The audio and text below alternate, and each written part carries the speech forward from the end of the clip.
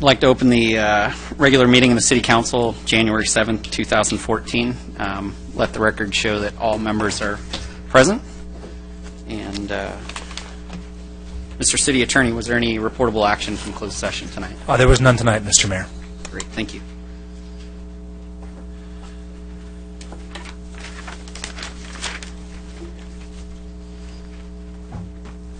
The Pledge of Allegiance will be, the invocation will be led by Councilman Boyles. Well, good evening, and let us bow our heads and ask for his blessings. Heavenly Father, we just thank you, Father, as we look forward to 2014 with anticipation and hope. Thank you, Father, for the City Council we have in Lake Forest. We ask that you would bless us with wisdom. Bless us with a common goal, Father God, to do the good for the city of Lake Forest and the residents here. We ask, Father, that you would bless us with that wisdom from on high. We ask, Father, that you would protect those that serve our city through the Orange County Fire Authority and the Orange County Sheriff Department. We ask that you would protect them as they put their lives on the line for us. We ask, Father, that you would bless our businesses with opportunity and prosperity this coming year. We ask, Father, that you would bless this staff and this city from on high, and we just give you all the praise. Thank you. Amen. All right, and the Pledge of Allegiance will be led by Councilwoman McCullough.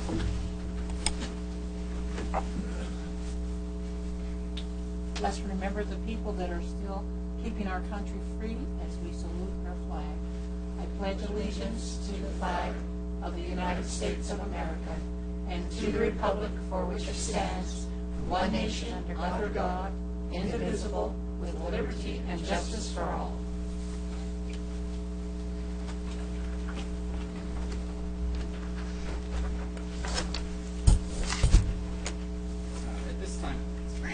At this time, the City Council will convene to consider public matters. Those wishing to address the City Council must submit a completed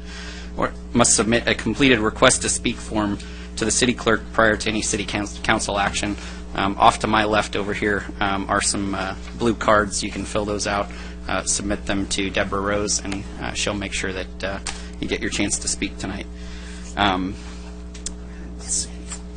At this point, I'll entertain a motion on presentations.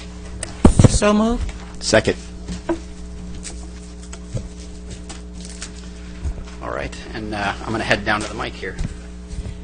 We have Agenda Item 2, Commendation for Loretta Herron as the 2013 Parks and Recreation Chairperson, submitted by the Director of Community Services.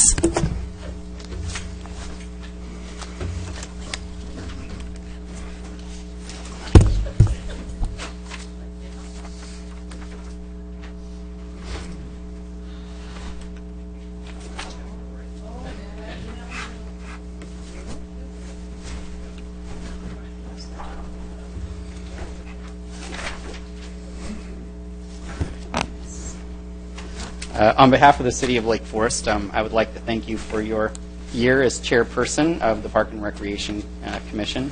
Heard so many wonderful things about what you did. We don't get to attend the meetings, but I heard that you lead a very good meeting, so I'm sure I could learn a few tips from you, being this is my first one. But I just want to commend you for so many of the things that you guys did this past year. It was fantastic.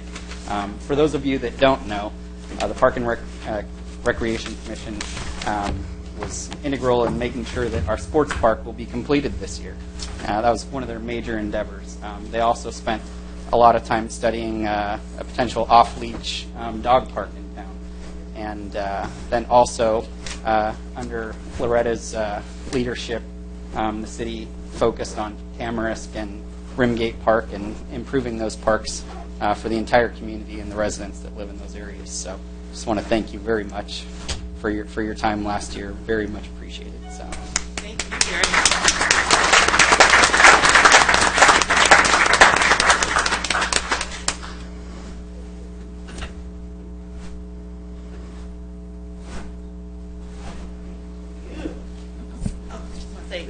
I want to thank everyone. It's been such a privilege to serve on Parks and Rec, and I hope to continue to do so because I love giving back to the community. So thank you, everyone. This has been wonderful.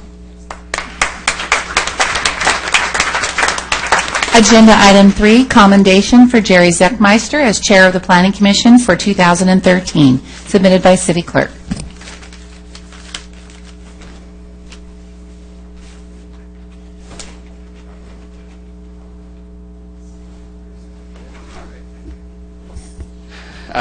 Jerry had the distinct pleasure of leading our Planning Commission the last few months of the year and did a superb job. I know that it was challenging when you get some new faces up there.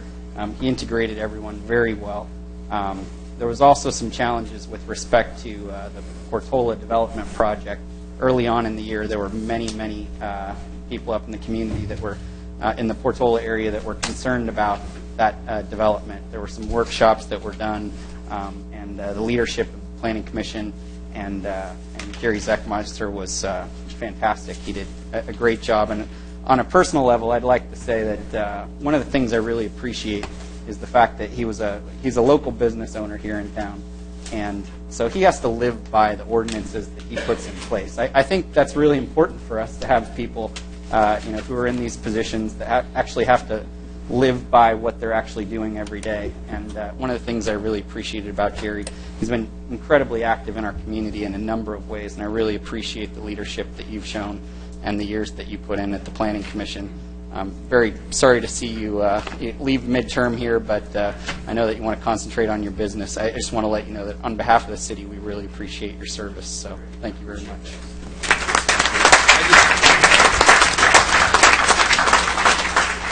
I just wanted to say a couple things. I just wanted to say I'm really thankful for all the years I had to be able to serve the citizens of Lake Forest. I really appreciate that. We had the opportunity over the last decade or more to work on some of the major projects in Lake Forest, and I'm very proud of how they turned out. I think that they set a good example for the future, and so that the new commissioners and future commissioners, I hope that they'll look at that and follow along. And thank you, everyone. Appreciate it. Thank you.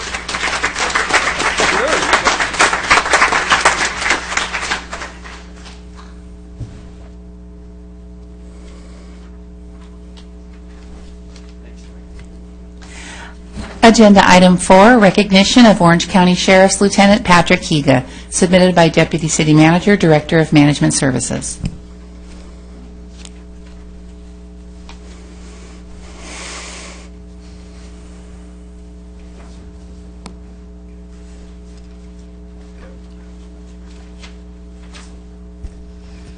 Well, it's with mixed emotions that we see Lieutenant Higa moving on to a new chapter in his life, but we know that he's going to be doing bigger and better things for sure, and in whatever he does. He's done a fantastic job of leading our police services here in town. And every couple of years we do a community survey. Our most recent survey showed that about 95%, I think it was 96% of residents and 97% of businesses, I might have got it mixed up there, but approve of what's going on with respect to police services here in town. Living in South Orange County, one of the reasons why so many of us moved here and why I did was because of how safe our communities are down here. And it's men and women in uniform, and it's a lieutenant at the helm, Lieutenant Higa, who has made this place, made our town such a safe place to live, where I feel comfortable with my kids playing out in the front yard. And I know that the officers are out there to protect and service. Really appreciate all of the time that you've put in. 27 years with the Orange County Sheriff's Department.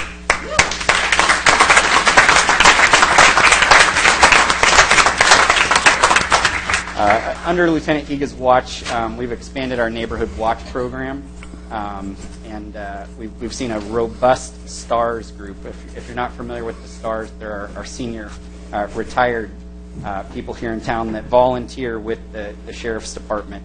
I had the pleasure of going to their annual party in December, and so many of them are appreciative of what the Sheriff's Department does to help them be more involved and engaged. And I know that the Sheriff's Department appreciates so much having those retired seniors helping out here in town. And just want to thank Lieutenant Higa again for your leadership, and for all that you've done for the city, and wish you only the best. Thanks, sir. Absolutely. If you'd like to say a few words. It's truly been an honor and a privilege to work for and to serve the community. Also, it really helps to have a supporting city council, and the staff here is phenomenal, led by City Manager Bob Dunnick. I've learned so many things under his tutelage that we apply to police services. I think you should be proud of the deputies. They throw up some phenomenal numbers. They keep public safety in mind every time. And my replacement, Lieutenant Brad Valentine, will find that out, and he will take that and move forward with that, and probably improve some stuff also. So, but it's been a great ride, and it's been an honor. Thank you very much.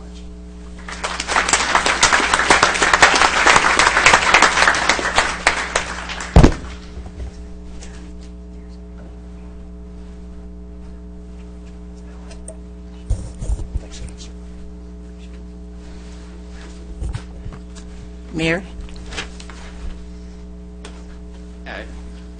Sorry, I apologize. Councilwoman McCullough would like to also present something to you, Lieutenant Higa.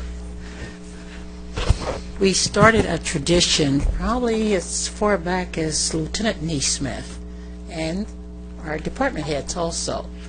The council like to give their gratitude, and my job is to find out something that that person does that the public probably do not know. And so you can guess and see what you think it is that they have a lot of favor and a heart resistance to as I come down and see if we got it right. Could be bubble gum. Could be peanuts. One time it was cashew. And one time it was bananas. So, let's think and see what this one is. Well, we know that every sheriff we've had gives us their top notch. But they never stay. They always promote out or retire. Either way, each one has a little secret of something they like. Let me see. Maybe it's tissues. I could use that. Okay? Maybe that's for us. We're crying for you to leave. Let's see. Have anybody out there guessed it yet? Okay. Chocolates. That's the only chocolate. But since you mentioned chocolate, I guessed it right. For some sweetness, and this is for the piece that you kept. Thank you. That's a piece corn for the piece, and some chocolate for you in case you do like chocolate. For my wife. Well, you can also use that to get out of jail free when you ain't got in trouble with your wife. That'll be tonight. Yes. Down in here, it's maybe too big to get out. Maybe if you came over and helped me. Let me see.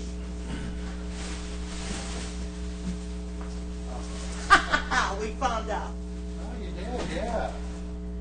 Your I have- caddies always had them on my desk. He always has them on his. Everybody's got something, and this was yours.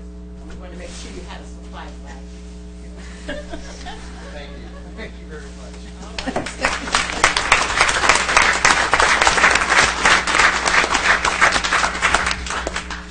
Mr. Mayor, with your indulgence, on behalf of the staff, we'd also like to thank Lieutenant Higa for his years of contribution to our community.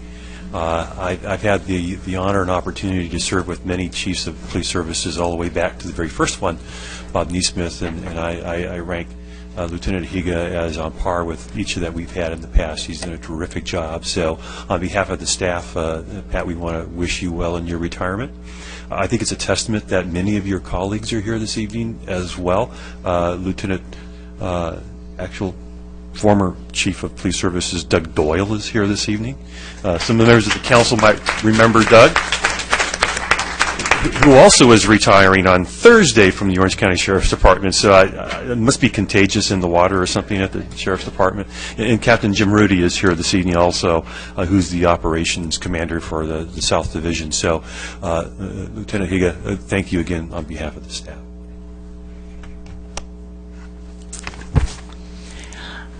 The next item is Agenda Item 5, Resolution Commending Outgoing Mayor, submitted by City Clerk.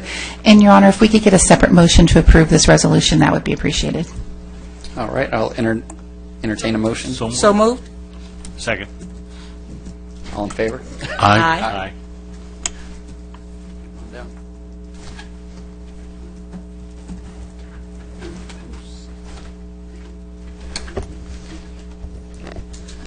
While Councilman Voigt is coming down, I'll just start and just say that last year was an interesting year, a challenging year. I think that he did a great job. I really do. Councilman Voigt is probably one of the best ambassadors we have in town. He's just about everywhere you go, any community event, meeting with businesses, meeting with residents. You walk through Pittsford Park during concerts in the park with him, and about 50 people will accost him on the way in.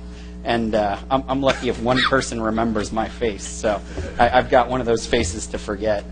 But Councilman Voigt is just a consummate council member here in town. Just does a fantastic job. I'm sure he can tell you himself how many ribbon cuttings he was at, how many ceremonial events he was at, but just a great leader that we have here in town. I feel very blessed and honored to serve with him, and I don't know that I'll be able to fill his shoes, but I'll do my best. So on behalf of the City of Lake Forest, we'd like to present you with this certificate in appreciation for your year as mayor in 2012-13, I guess calendar year 2013. On January 1st, just to let you all know, he did give me a call right at midnight, gave me the launch codes. So, don't worry, though, I haven't used them yet, and haven't even touched the red button. It's under lock and key. So, but again, on a serious note, really like to thank you for your time last year and for being a true leader here in town.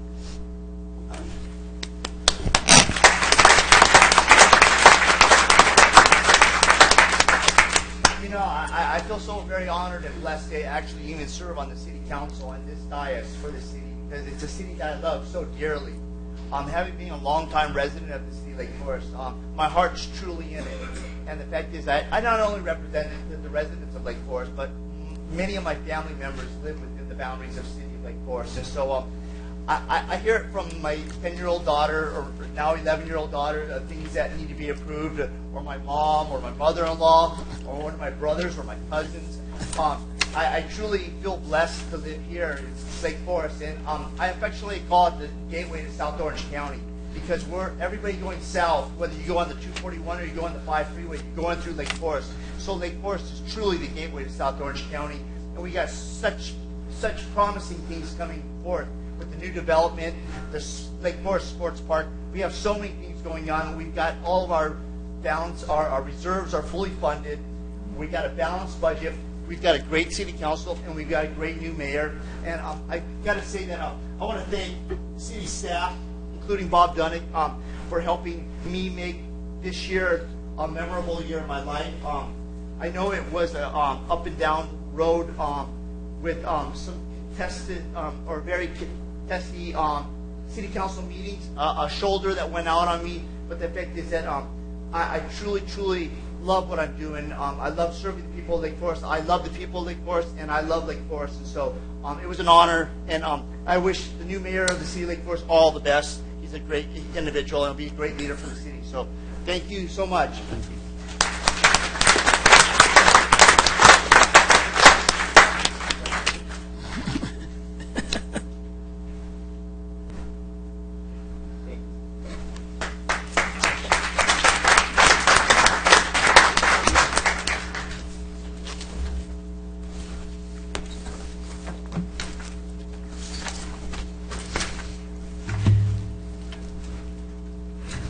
As you're getting seated, can I make a comment?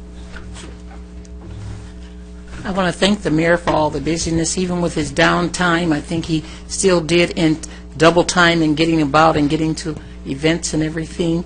And we are getting quite a few former mayors now, and I've noticed that our former chiefs, they always come to support the chiefs as they're leaving, and so do former city clerks. They'll come and support when they're leaving or whatever. And I think we may need to start a mayor club. So when we're leaving mayor, we'll have them to come and support. Thank you. Agenda item 6, comments by new mayor, submitted by city clerk. I'll keep my comments short, and hopefully this year I'll be able to keep the meetings in a reasonable amount of time. Looking forward to that. But I just want to say what an honor it is to serve the city of Lake Forest in this capacity. Really appreciate the opportunity that the residents have given me to serve on the city council, and that my colleagues have given me to serve as mayor this year. Some of the things that I'm looking forward to this year, just personally, and then also the city as a whole, is I'm looking to really focus on communication and outreach to the community as much as possible. There's a lot of things that the city's doing that people in the community just aren't aware of. A lot of things that are in the works, and I just want to make sure that we continue to share that as much as possible, let you know what we're doing. We've had a number of people go through the Leadership Academy. I think that you get a tremendous understanding of what's going on here in the city, but unfortunately only probably 150 or so people have been able to go through that. You can't put 78,000 people through a Leadership Academy, but I hope that we can just really focus on communication this year. Also, outreach to businesses is going to be a major focus of mine. It's one thing that I talked about when I campaigned a couple of years ago, that economic development and job creation are number one priorities for me. And it's not government that creates jobs, but we definitely can hinder it. So I want to be making sure that I'm talking to all the businesses here in town as much as I possibly can, find out what we're doing that might be impeding business growth and job creation, and then also make sure that we just maintain and continue to do what we've been doing, which I think is really good. And so those are going to be two main issues for me. The city as a whole, it's going to be a really exciting year. I'm really looking forward to it. The sports park, the thing that we've talked about for, it seems like day one from when I moved into town, is going to actually be completed this year. Very exciting. If you haven't had a chance to drive by down Portola, go down Rancho Parkway and see what's going on there and what's developing. The basketball gymnasium's going up. There's curbs and gutters are going in. You can see the light poles for the fields, and you see some chain link fences around. And it's really exciting. I'm looking forward to it. And later this fall, we're going to be able to actually open that thing up and do a ribbon cutting. Going to be very exciting. Recently, we've had a lot of discussion about traffic. Traffic is definitely an issue that's important here in town, one that the community surveys are telling us is an issue that we need to be addressing. We are addressing that. We do have the Liftum project in place that a lot of the developers have paid a lot of money toward through the development agreements that we've put forth with them. And so I just want to make sure that we continue to communicate what we're doing with respect to traffic light synchronization and all the different measures that we're doing to try to alleviate traffic. We're going to be holding a variety of forums this year telling you what we've done, what we're doing, and then ask you what we still need to do. Try to find out, are there things that we just don't address? None of us are perfect. We don't know the answer to every single question. So we need to hear from the community, and I'm really looking forward to that. We'll have the completion of Tamarisk and Rimgate park renovations, which I talked about when we were able to commend Loretta for her time. We're going to have an 8-acre park at Baker Ranch. Community park will open up. The amenities in that park are going to include multi-use field. There'll be a baseball diamond there, basketball court, playgrounds, picnic tables, barbecues, parking, plenty of parking, all those sorts of things. It's going to be really exciting. An 8-acre park in town. I'm excited about a new 8-acre park. I know all of you will as well. And there's just a lot of other things that we're going to be doing here in town, just partnering with our neighbors, again, on things like traffic light synchronization. We're going to be doing some be doing some resurfacing of Los Alesos Boulevard, which is something that's been brought up. I think Councilwoman McCullough's talked about it in just the last couple of weeks, partnering with the City of Mission Viejo on resurfacing that street, areas that we're responsible for, and then Mission Viejo with the areas they're responsible for to improve that road. And we're going to be doing slurry seal projects up in Foothill Ranch, really looking at the entire community, not just focusing on one aspect. So there's a ton of other things that we're going to be doing, and I just don't want to bore you with every detail, but I'm going to try to inform you as much as I can in the least boring way possible throughout the year. And with that, I'll close my comments. And at this time, we'll hear from our student liaison from El Toro High School.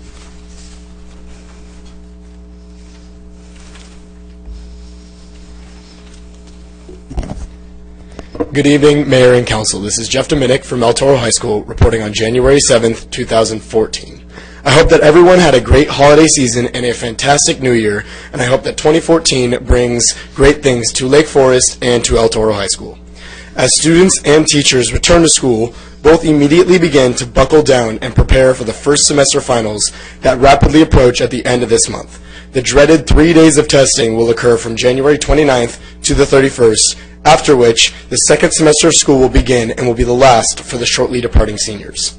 While students took a break from classes for the past 2 weeks, they did not take a break from sports. All of El Toro's winter sports teams made ET very proud with impressive performances during the time off. The ET boys soccer team honored ET soccer alumni Zach Butcher, who recently died in a tragic car accident, by winning the Zach Butcher Memorial Tournament by defeating Jay Serra in the finals with a 1-0 victory to reclaim the championship. The soccer team also defeated Northwood with a 1-0 victory last Friday night and now prepared to take on Tesoro at ET tomorrow night. The boys basketball team traveled all the way to Florida over the break and became the ESPN Sport Complex Tournament champions in Orlando. Last Saturday night, the Chargers basketball team also took on Ocean View at ET and won with a convincing margin, only giving up 14 points throughout the entire game. Speaking of boys basketball, our Chargers take on the Trabuco Hills Mustangs at the newly remodeled Trabuco Hills Gymnasium tonight.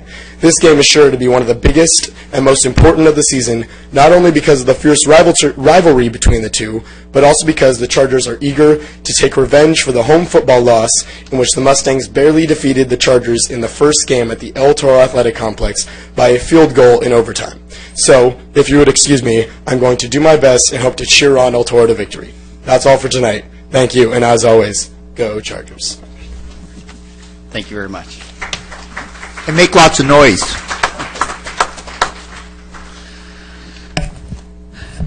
That brings us to public comments. At this time, members of the public may address the City Council regarding any items within the subject matter jurisdiction of the City Council. No action may be taken on items not listed on the agenda unless authorized by law. Comments shall be limited to 3 minutes per person, and an overall time limit of 30 minutes for public comment portion of the agenda. Any person wishing to address the City Council on any matter, whether or not it appears on this agenda, is requested to complete a request to speak form available at the side door here. The completed form is to be submitted to staff prior to an individual being heard by the City Council. Has anyone submitted a request to speak? Yes, Marcia Rudolph, followed by Andrew O'Connor.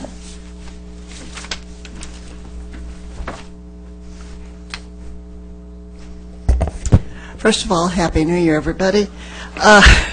Secondly, I want to thank Loretta Herron for her work on the Park and Rec Commission. I was kind of I went to the first meeting they had at Rimgate having to do with what was going to happen with it.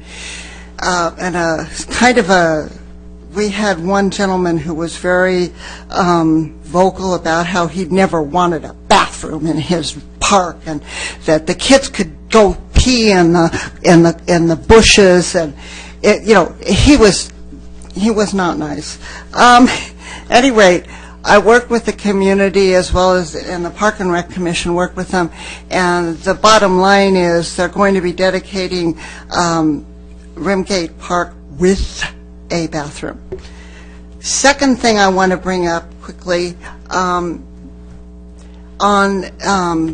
December 25th, we had the, I don't want to call it an anniversary, but the death in a, in the field by a deputy 21 years ago. He was on patrol in the area behind El Toro Road, and he ended up being shot and killed.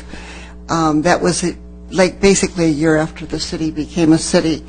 I think those of you who come around often enough will find that I will bring up these anniversaries of the officers' deaths, because I think it is important, number one, to not forget the officers who have been killed, and number two, that we all recognize the fact that when the officers put on that uniform and they get on their motor or they get in the car, whatever they have to do, they are definitely putting their life at risk and their family's future at risk. So please don't forget that, and please remember Darren Robbins, who died in the line of battle basically on the 25th, Christmas Day, 21 years ago. Thank you. Thank you. Andrew O'Connor, followed by Jim Gardner.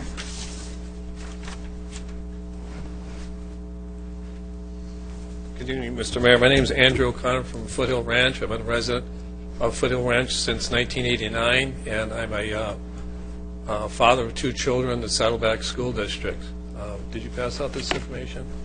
I believe this was your flyer, Councilman Robinson, from 2012. And on the back side, you have a plan to keep Lake Forest moving. And I put an asterisk with a line to it, and it says, he wants to open more schools to lower class sizes. I'd like to know your progress on that. You can continue. It's not something that I'm going to speak to right now. Well, I'm just asking, you made this presentation to us as voters, and I'm just asking what the progress is.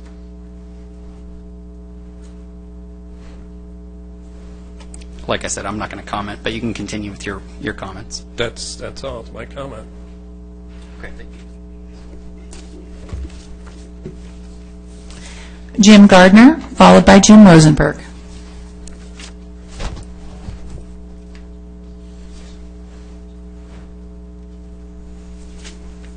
Good evening, Mayor, Council, staff.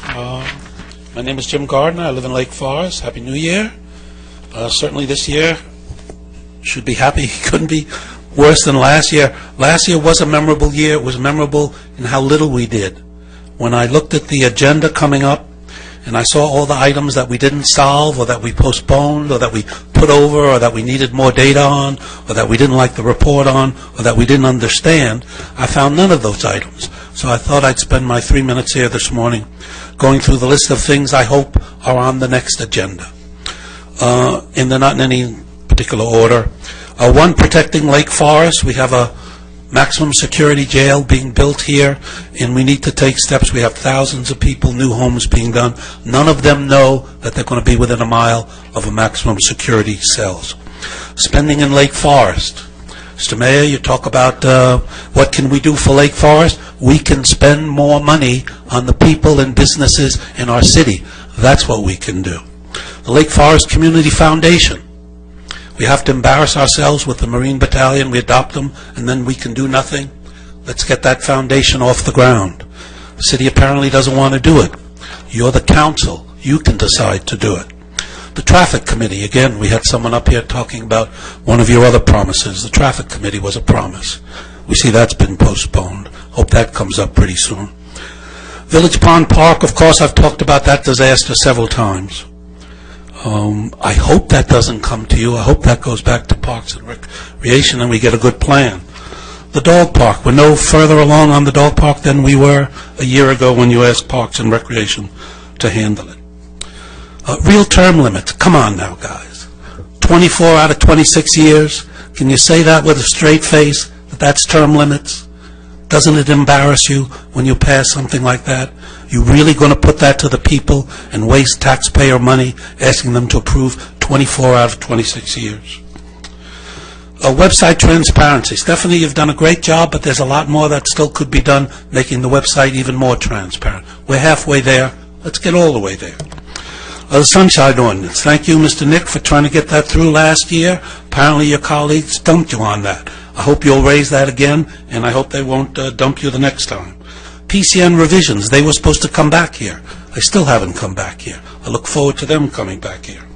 The community garden, that's kind of floating around. That's a late thing. It'll probably come up late. But that's something else that needs to come. So there's a whole, I'm going to run out of time here pretty soon. There's a whole bunch of things that are being left over that weren't handled adequately or at all last year. I hope you'll put them on the agenda for this year. Thank you very much, and a Happy New Year. Jim Rosenberg, followed by Bob Holtzclaw.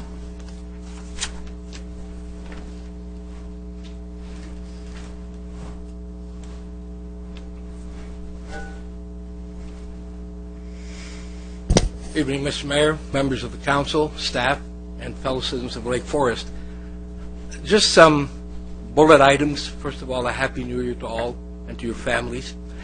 Second of all, as Mr. Gardner prefaced by saying some of the maybe not so positive comments about 2013, it seems that we've kind of embarked on an age of agitative commentary. And I would like to address some of that because there are a couple of issues and areas that I am personally involved in as a member of the Parks and Recreation Committee. One is the dog park and the, how do I call it, position that a year ago we started doing something, nothing has been done. Let me totally disagree with that. There are some things that would be nice to happen. Somebody has a great idea and we can make it happen by snapping fingers, and it's in. Unfortunately, this is the city of Lake Forest and not the Walt Disney Kingdom. There are issues that need to be addressed, some that involve budget, some that involve location, some that involve combinations of both of them. All of those issues have been and are being addressed. Granted, a year ago, nothing. Today, it's on the 5-year strategic plan. Capital projects just don't happen. And I think everybody needs to, fortunately, or unfortunately if they don't, they need to realize that. We looked at one area specifically to where to put a dog park, did exhaustive research, a lot of staff assistance. End result was it didn't work. It didn't work in the minds of the citizens of Lake Forest, which are who we all serve. So now comes step 2. The same process will happen with the community garden. Part of the development that has been proposed to be put into the 5-year plan involves that facility as well. So don't give up yet, guys, okay? We're going to make it like with every other project, and we're going to do it well. Third bullet, and this is addressed to the staff, and particularly Mr. Dunnick and Mr. McGill. Thank you for everything that you do, and also thank you for how well you do it. Thank you all. Thank you. Bob Holtzclaw, followed by Heiko Peschel. This is Bob Holtzclaw, a longtime resident here of Lake Forest, and I want to wish you all a Happy New Year, and our new mayor, Dwight Robinson, and Mayor Pro Tem, Adam Nick, and our normal city council people. I'm glad to see you all back in good health and everything.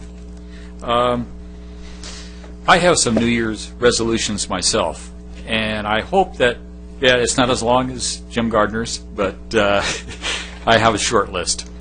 For 2014, and just what we were talking about before, we'd really like to have a dog park.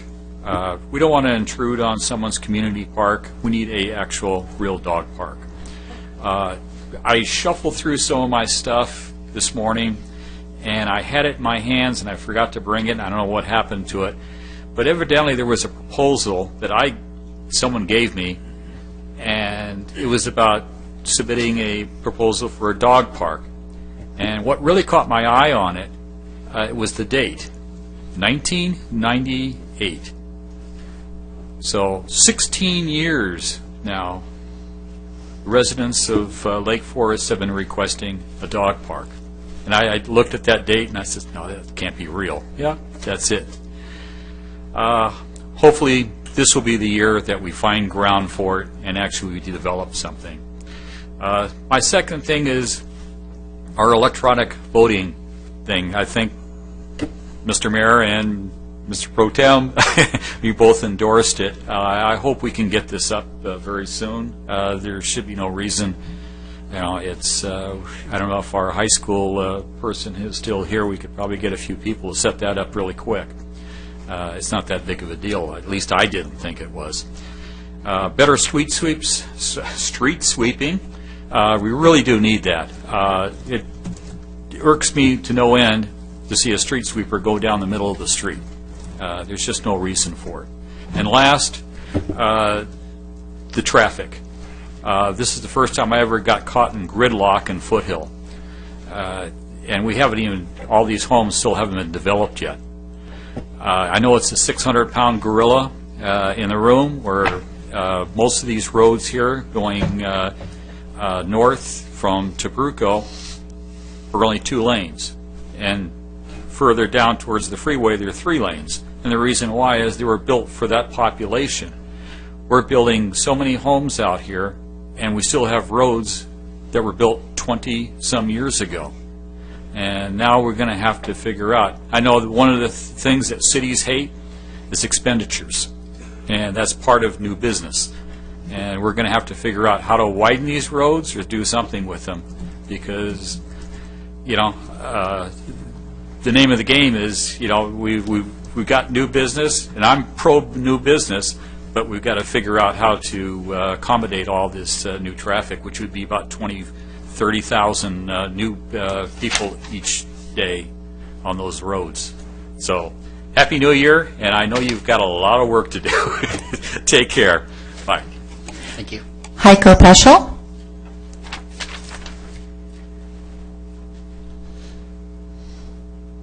It's getting to be a more often thing. First of all, congratulations, Mr. Mayor. I'm a resident of Foothill Ranch, so several of the others here have expressed things that I would like to express as well. Portola, continuation of. Can we work with the county to bring it into Irvine so that I don't have to pay $2 for a 1 mile ride from Alton to Portola again? Mello-Roos and Foothill Ranch. The only thing that I see on our Mello-Roos list that hasn't been made yet is a substation for the police department. I'm not so certain that the police department is planning on it. If they are, that would be nice, and we would be glad to help. Speaking of which, Chief, congratulations. Thank you. And I did work for him at one time briefly. The center that we're talking about, and didn't see it on the agenda tonight, to replace the tack and feed store down there by the bowling alley. I think that would be a good idea. Did a tour through there the other day, and it's an area that definitely can use some waking up with more traffic. And as of right now, it's pretty quiet. The car dealers and the fast food places don't seem to be bringing in that many people. So if you're talking business, please do that. Okay. Street sweeping. I agree with the previous gentleman. Street sweepers going down the middle of the street don't do a darn thing for the city. In our neighborhood in Foothill Ranch, there are people who park there, and they park there all the time, morning, noon, night, whenever. If we had some no parking during street sweeping times, I think it would do 2 things. It would let us clean the streets, and it would get some of those vehicles to move once in a while. Slurry sealing. Yes, we need slurry sealing. The grass keeps growing on Bake Parkway. And that's about it. Thank you. Thank you. We've had no further requests.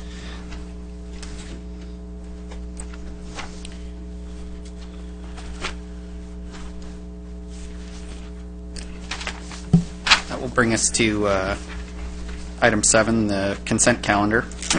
All matters listed under warrant register are considered routine and will be acted by one vote.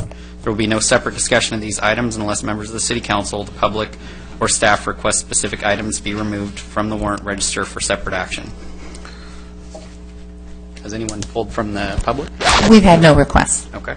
Any of my colleagues? Mr. Mayor, if I may, I need to abstain on a $1,950 payment to Cummings and White.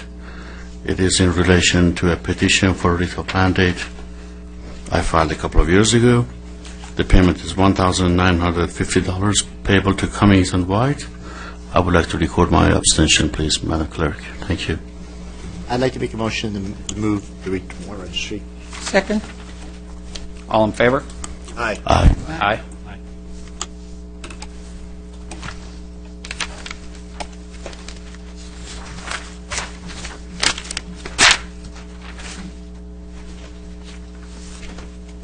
That brings us to the consent calendar. All matters listed under the consent calendar are considered routine and will be enacted by one vote. There will be no separate discussion of these items unless members of the City Council, the public, or staff request specific items be removed from the consent calendar for separate action. Madam Clerk, has anyone pulled any items from the consent calendar? Yes, the member of the public, agenda item 10. Item 10? And is that the only one? Yes. Okay, and colleagues? I have one item, not necessarily to pull it, but just on item 9, the minutes. I was not on the council at that time, so I just want to record an abstention. I'd like to move the remainder of the consent calendar. Second. I have a first and second. All in favor? Aye. Aye. Aye, and that's unanimous. Agenda item 10, award of contract for electronic filing of FPPC forms submitted by the city clerk and removed from the consent calendar by a member of the public, Mr. Jim Gardner. Good evening again. I'm still Jim Gardner. I'm still from Lake Forest. The FPPC proposal. As I understand it, that's going to cost, good evening. My name, did I say that? Yeah. It's going to cost $30,000 a year to set up and then $14,000 per year to maintain. With the exception of Catherine, nobody's filled out more 460s than me. I've filled them out more than anybody. And it doesn't take a lot of work. That's the bottom line. And it seems to me that this proposal is basically for the convenience of the council members and candidates to be council members. I don't see that it really saves the staff very much time. And goodness knows that I use a minute, use 2 minutes, maybe 4 minutes each time I do a 460. So we're really not saving staff time doing that. And we're going to spend $30,000 and $14,000 a year so that you guys and anybody else from the public fills those out more easily. It seems to me that that's a waste of taxpayer money just for the convenience of people who are running for city council who surely can take the 5 or 10 minutes themselves. Unless I missed something in that report that somehow this was going to save at least that much money or even more money of staff time, then of course I missed it. They do a great job, and whenever I've been there, which again is more than anybody except Catherine, they pretty much handle my problems 1, 2, 3, and sometimes it's not even 30 seconds. So I just don't see how we're going to spend $30,000 and $14,000 a year, and that's going to do anything except make it more convenient for candidates. That doesn't seem to be a good use of taxpayer money. Thank you. Any discussion from the council? Okay, since there were some comments made with respect to staff, is there any response that you'd like to provide? Mr. Members of the council, actually, I'll defer to Deborah Rose, but also our city clerk, because they're the ones who prepared this report. Great, thank you. Mayor and council, the proposal is for a program to allow electronic filing of not only campaign disclosure forms, but also the Form 700. And the city has approximately 85 filers who file on an annual basis this Form 700. And several of the filers are covered under Government Code Section 87200. That would be the City Council, the Finance Director, the City Attorney, and the City Manager. And those forms are actually required to be transmitted to the Fair Political Practices Commission, and copies are maintained in the city. One of the features of NetFile is that will allow those forms to be transmitted electronically directly to the FPPC, and will save the time in doing that. The other benefit to the program is that it will automatically redact the information that cannot be posted on the website and immediately post the forms to the website to increase the transparency for the city. Currently, what happens is the forms are filed, staff has to manually redact the information. It is rather time-consuming, and then scan them and then upload them. And currently, we're only posting the Form 700s and campaign forms for the members of the City Council. We would like to expand that to the commissioners and the staff for the 700 forms, but again, needing to redact the personal identifying information that's prohibited from being posted online. So in order to provide additional transparency, we looked at some solutions to automate the process. As for the cost, it is actually $10,000 a year for the first 3 years. So the $30,000 cost is for the first 3 years of the contract. If the council decides to exercise the first or second year extension on the standard form of contract, it would rise to $14,000 a year for year 4 and $14,000 a year for year 5. So it is a total of $30,000 for 3 years of the service. Great, thank you. Mayor, this is something that is it a trend going through the cities, the municipalities in the state of California that we're going this way with the 87-200?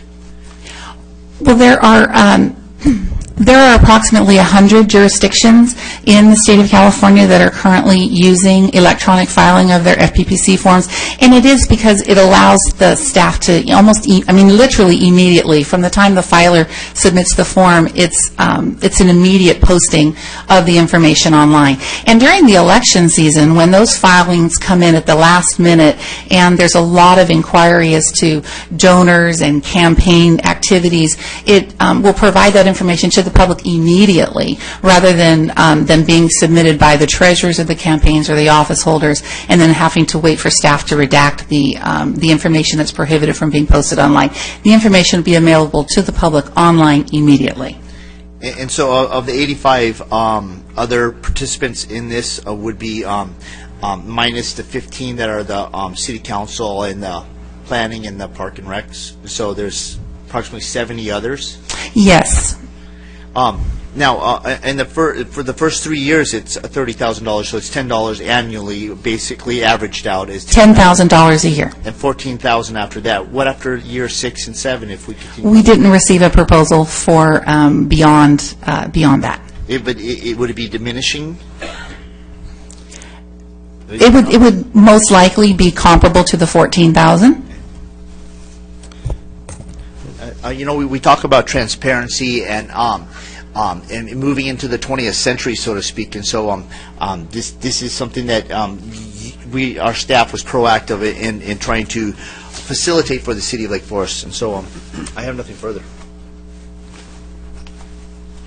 Just want to comment on the cost. There also then is the one-time $1,000 setup fee, correct? The $1,000 fee is the application fee to the Secretary of State to grant the City of Lake Forest permission to file electronically.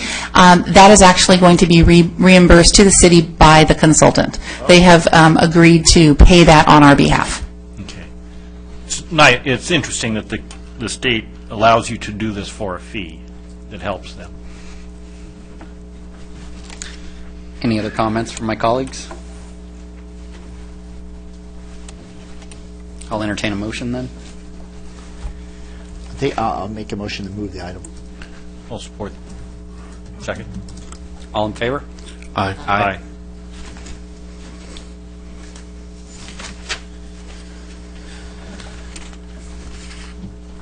That brings us to item 15. Madam Clerk, if you'd read the title. Agenda item 15, adoption of the 2013 through 2021 General Plan Housing Element, submitted by the Director of Development Services. At this time, I will open the public hearing and receive the staff report. Thank you, Mr. Mayor, members of the City Council. I'll defer to Ms. Ackerman and her staff who have a short presentation on this item. Yes, thank you and good evening. I'd like to introduce Veronica Tam with VTM Associates, who has a presentation on the contents of the city's housing element. Thank you for the opportunity to report back to you on the housing element update. The housing element is part of your general plan, and it's one of the 7 elements of the mandated elements of the general plan. It's required to be updated periodically. It's also governed by really strict statutory guidelines as to what comprises a compliance housing element. The housing element is a little different from the rest of the general plan in that it's the only element that is required to be reviewed by a state agency for compliance, and the agency responsible for that is the State Department of Housing and Community Development, HCD. We are currently working on the housing element, and that's called the 5th cycle, 5th update of the housing element that covers the planning period of October 15, 2013 through October 15, 2021. The housing element, when we update the housing element, it needs to look at the housing needs in the community, not only the current needs, but also the future housing needs in the community. We also need to look at the constraints to housing development, primarily governmental constraints, environmental constraints, and market constraints. You're not obligated to mitigate any kind of market or environmental constraints, but you are obligated to mitigate governmental constraints. The other component of the housing element is really a key component of the housing element. It's the opportunity for housing development within your community, whether you have the resources and potential development potential to accommodate housing needs in the community in the next 8 years. The other components of the housing element of goals, policies, and programs. Now that you have identified your needs, you have your constraints, and you have your opportunities, what are the programs and policies that you have in place to implement, to actually address the needs? So that really comprises the key components of the housing element. Next slide. We're updating the housing element right now because it's required by statute that you update it periodically. It used to be required every 5 years. Now they extended the period to every 8 years. The housing element, as I mentioned before, it covers from October 15, 2013 to October 15, 2021.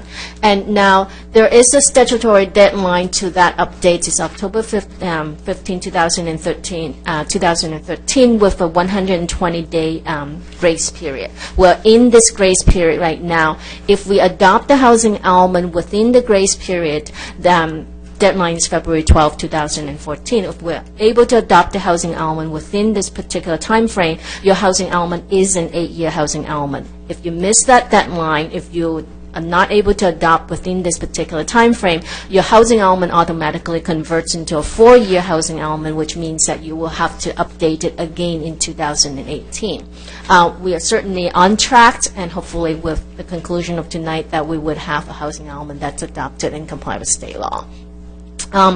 The reason why we're actually, updating the housing element, 1 is required by state law. 2, it really gives you protection in the event of a lawsuit because the state agency actually deems your housing element to be in full compliance with state law. And also opens you up for eligibility for funding that's administered by the State Department of Housing and Community Development. A lot of the housing funds and infrastructure improvement funds related to affordable housing are contingent upon having a housing element that complies with state law. Next slide. A key component of the HCD's review of your housing element when we send it up to the state is something called the Regional Housing Needs Allocation. The Regional Housing Needs Allocation is allocated to the City of Lake Forest by Southern California Association of Governments, and that covers an 8-year period. Your Regional Housing Needs Allocation, RHNA, for the upcoming 8 years is 2,727 units divided into income categories. Now, the Regional Housing Needs Allocation is only a planning goal. It's not a production obligation. You don't have to produce the unit. What the housing need element needs to demonstrate is with your policies in land use and development standards, you have the capacity to accommodate 2,727 units. We were able to find the adequate capacity within your opportunity study areas, fully accommodating your regional housing needs allocation within your opportunity studies area. So this housing element is not proposing any change in land use policies at all. It's just based on your existing land use policies. This housing element is much more technical in nature because you just actually recently updated one housing element in 2008. What we did have to do is update the housing element because now you have the 2010 census, you have the American Community Survey, so we updated the demographics and housing data. Another key change to the housing element is the loss of redevelopment funds. So the housing element right now is much more condensed in terms of commitment because you don't have that financial capacity like you had before to sponsor some programs in affordable housing development. So that's the reason why the update of the housing element as well. There are a couple of minor changes in state law, SB 812, Housing for Persons with Developmental Disabilities. It requires the city acknowledges that this is a group of special needs within the disabled population. No major key new programs. We actually reduced some of your commitments, but the new programs that we added to the housing element, one relates to make sure that you monitor your development capacity within your opportunity studies areas so that you would continue to have the ability to accommodate your regional housing needs allocation as required by state law. The other new program relates to amending your zoning code, make sure that you comply with the farm worker housing requirements, Employee Housing Act, and that's really a zoning code amendment that will be brought before you later in the year. It's not being done as part of this particular update right now. It will be coming back to you a little later. In updating the housing element, the city offers several opportunities for public review. We had a Planning Commission study session back in February, and then in August, one of my staff also presented before the City Council the draft housing element. We sent it off to HCD for their 60-day review and concluded that in September. Between September and November, we completed the environmental review, and we actually received a letter from HCD saying that the housing element, if adopted as revised, will comply with state law. And so hopefully this brings us at this point right now, and hopefully we'll be able to conclude the housing element tonight. But I'll be happy to answer any question you may have. Thank you. Any questions from, oh, sorry. Before we do that, I want to give the public a chance to speak here. Accepting public testimony, those wishing to address the City Council during the public hearing must complete a request to speak form and provide it to the City Clerk. Hopefully they've done that already. Has anyone done that? We've had no requests. Okay. All right. Then I'll just bring it back to Council. Any comments, any questions from Ms. Tam? Yes, and thank you for your diligence with this and setting this up. But right now, according to state law, we're in that 120-day grace period. Correct. How much longer do we have on that? And so, February 12, 2014. So just a little over a month. And on that, so the numbers that we have according to state mandates, we're in that guidelines and everything will be set up and good and go. Yes, correct. Thank you. Councilman Bass. Thank you for the report. I think it was a great job on not only the report presentation you gave today, but the actual housing element itself, and very few comments from the state. It seems to me I read in here or heard somewhere that if you don't do one, the state, will hammer you in various ways, including taking away or not allowing you to get your gas tax funds. Is that? The gas tax one at one point was one of the discussed penalty, but it actually was never passed by the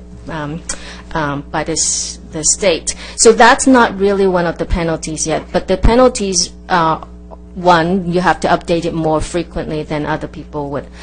Two, you would not be eligible for some of the fundings, particularly those fundings that were authorized under Proposition 1C. And a lot of the fundings relate to affordable housing, infrastructure improvements to affordable housing. There's a NOFA, Notice of Funding Availability, available right now. It's called funding for urban parks, that money that you can use for parks if you have created affordable housing through your housing element. So those are the funding that you would not be eligible for. But the gas tax hasn't actually happened. Okay. Thank you. No further questions. Thank you. Councilwoman McCullough. I have a couple of things. Also, in the funding restrictions, you have a developer that has been okayed for the funding that's doing a project in your city. They would not be able to use those fundings there. It depends on the funding source. Like if it's low-income housing tax credit, that's not subject under the housing element. But if they're using something like the home funds, Cal Home Funds, Begins, some of these fundings, then they would not be eligible. I seen in here that you mentioned SROs, and I know there's a push statewide with the HCD to start putting in the SROs since they have put out the thing about homelessness. Because SROs can be put in place within 6 months, where to get sticks and bricks on the ground can take more than 6 years. And I don't know if I seen anything in here. I got a lot of stuff that I went through, but I'm fine to go. And I don't know if I seen anything in our precise plan that I seen it says SROs will be accepted, but I don't know if there is any in our zoning that would accept, and that's something that, sometime HCD can really go over with fine. The only requirement for SRO single-room occupancy housing is that your zoning code does accommodate that type of housing one way or another. It doesn't require that you actually approve a project, because it can be conditionally approved in a particular zone, and it's accommodated under your zoning code right now, so you're taken care of right now, because it doesn't obligate the city to actually provide for that. But also single-room occupancy housing today, it's required under the state law, not related to the homeless, actually. It's under AB 2634, housing for extremely low-income households. So it's not necessarily related to homeless. A lot of communities are seeing, quote-unquote, SROs. They're for students, single professionals, they're for seniors. So it could be for that type of households, and the requirement is not necessarily related to the homeless. Thank you. Any other comments from my colleagues? I'll move the item. I'll second that. All in favor? Mr. Mayor, before you do that, would the staff, I think the clerk, just for her record, would like you to close the public hearing. Absolutely. My mistake. So at this time, we'll formally close the public hearing, and I'll entertain a motion. And I'll remove it. And I'll second that. All in favor? Aye. Aye. Motion carries. That brings us to discussion items, item 16. Madam Clerk, if... Agenda item 16, establishment of street sweeping parking restrictions, submitted by the Director of Public Works, City Engineer. Do we have a staff report? Yes, we do, Mr. Mayor. Thank you. I'll turn it over actually to Mr. Wheeler to provide you a brief update on this item. Good evening, Mayor and council members. Congratulations. And tonight, staff is recommending street sweeping restrictions, parking restrictions on 2 particular streets. Over the last several months, staff has received and investigated 4 particular requests for parking restrictions in 4 different areas of the city. So staff followed the City Council adopted street sweeping policy, which was adopted in 2009, a copy of which is attached in your staff report.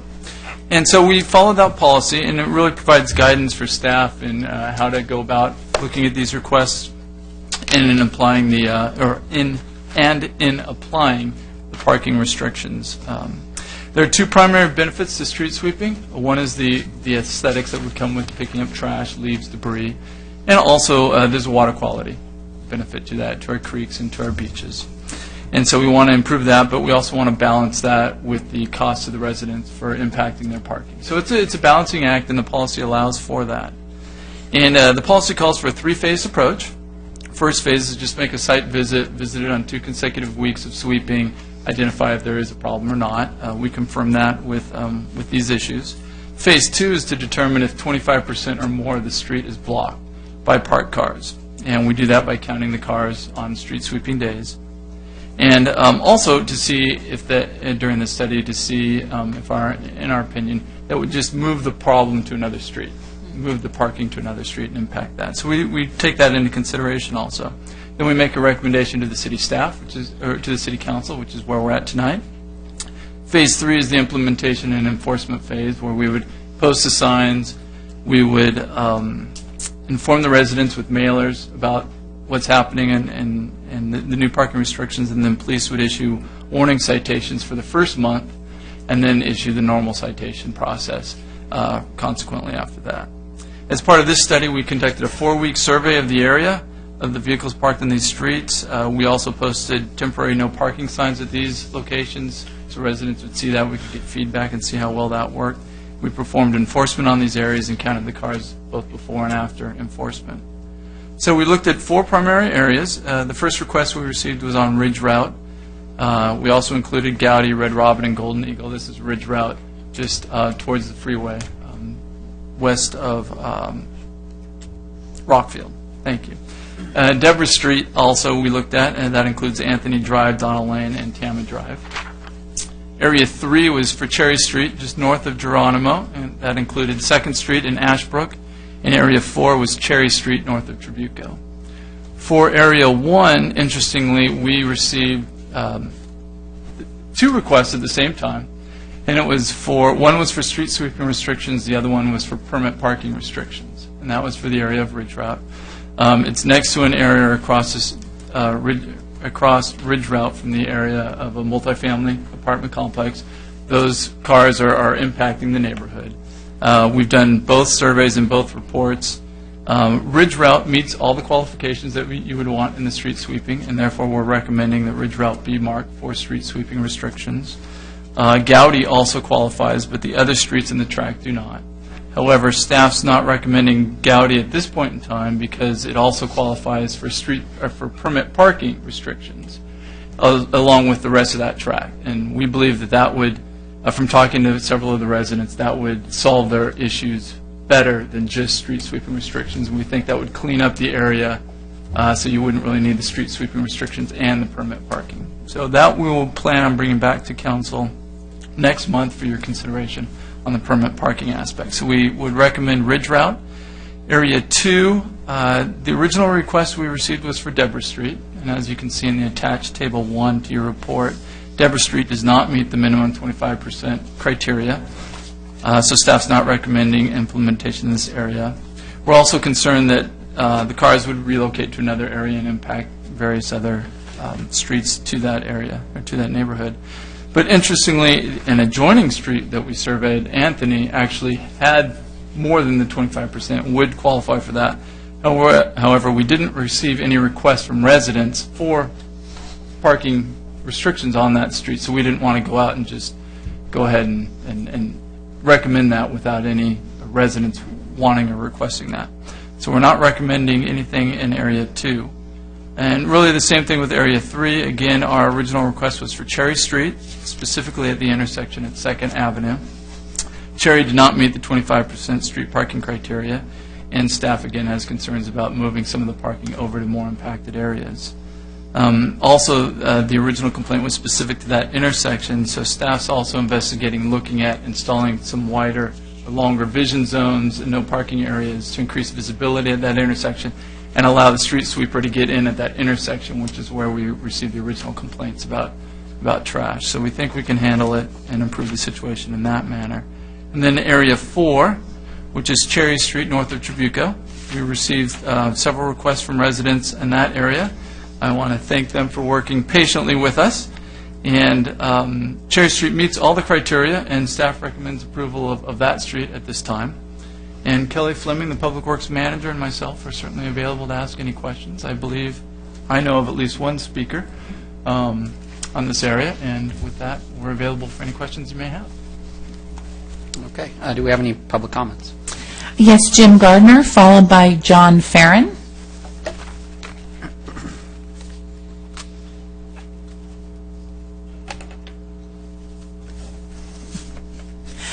Mr. Farron, did you want to speak first?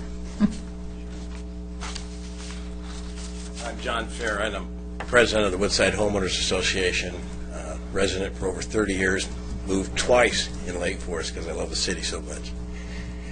We've had our residents request street sweeping on Cherry due to the amount of leaves from eucalyptus trees from Cedar Glen and the trash from the cars that park along there.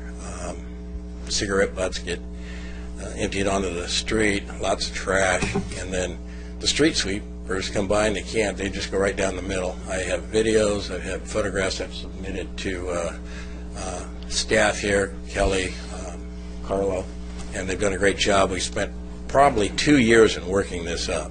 I have between a year and a half and 2 years worth of emails. And one of my residents said to me, John, it's looking like Tijuana or downtown Santa Ana on Cherry. And it does at times because it just can never get clean. During this process, the leaflet came out and it talked about water quality and street sweeping, which I wish I had kept it and could bring it to show you that even you guys are in favor of that. So with that, with all the hard work staff has put into it and the work I've put into it and our community requests, we really would appreciate if you would restrict the parking along Cherry there north or east of Tribuco. And I'd like to also say that I saw that support over there for the United States Marines. We are at a time of war. I'm glad we support it as a city. I don't know what the other comment was about you guys doing something else, but maybe you could approach our homeowner groups or do something to generate support that we can do something more than just hang that. I don't know if we are or we aren't, but let's do something for the Marines. Thank you. Thank you. Jim Gardner, followed by Steve Carlson.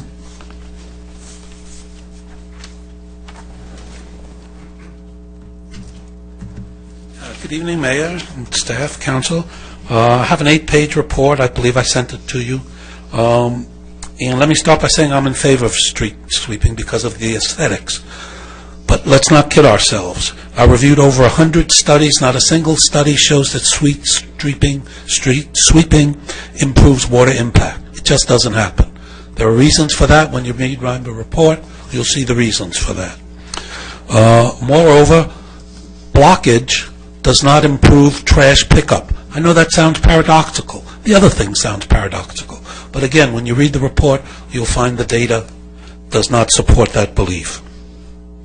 But does it make it look pretty? Yes. And is that a reason to go ahead and do it? Yes. Let's just not kid ourselves about the other things. There is no data to support that, as paradoxical as that was, which is why I myself read over 100 studies in the area. But let's go. I'm a little worried about the punitive attitude which is going to be taken with tickets. Do you know several cities don't use tickets, they just use restrictions, and they do perfectly well by themselves. I'm disappointed that the staff did not have a condition in which we just put the restriction, instead we went with the tickets, because I believe, looking at the literature from these other cities, Highlands, Santa Clarita, San Jacinto, who are perfectly satisfied with the results they get just from restrictions. So I'd like us to only go ahead with the restrictions, and if it turns out for some reason that's not working, it can always be punitive and ticket people later, but why start with tickets? Also, the staff doesn't seem to think that it costs money. The city of Riverside, it spends $2 million a year extra enforcing street sweeping. That's revenue compared to expense, $2 million a year. It costs money to have somebody follow a street sweeper. They say in the staff report, oh, the police are going to do that on their ordinary patrols. They're going to do it effectively. It's not their ordinary patrol. They're going to follow a street sweeper. So it is going to cost us. So why should we go to the extra cost, and why should we be punitive? First thing we should try is see if people will do it. I believe that people want their neighborhoods to be pretty.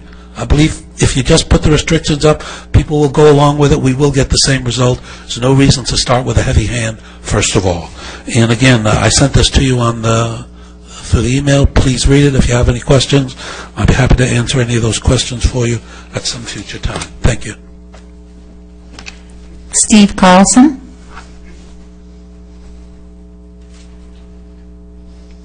Good evening, Mr. Mayor and Council. Some of you might remember me from November. I was a candidate for the vacant council seat. Congratulations, Mr. Bass. I live on Cherry, and I am in favor of street sweeping. I'd first like to say that it's really a parking issue. It's not an issue of street sweepers. And parking is cars, and cars are residents, and residents are homes. And this is an issue I brought up in November when I was here, that HOAs and their CC&Rs and their incorporation documents should be reviewed for how they handle the vehicles that will be parking in their area, not necessarily on their property, which in this case is Cedar Glen overflowing onto Cherry. So stating that I'm in favor of street sweeping, I guess answers the issue of the question. I would add this: if we're not going to tow cars, I would suggest that the sweepers get out of their vehicles and sweep by hand around cars that are left on the street. I've seen this done in the cul-de-sac by Darren Park, and I think it makes sense on the rest of the street. Thank you. Thank you. We've had no additional requests. All right, I'll bring it back to council.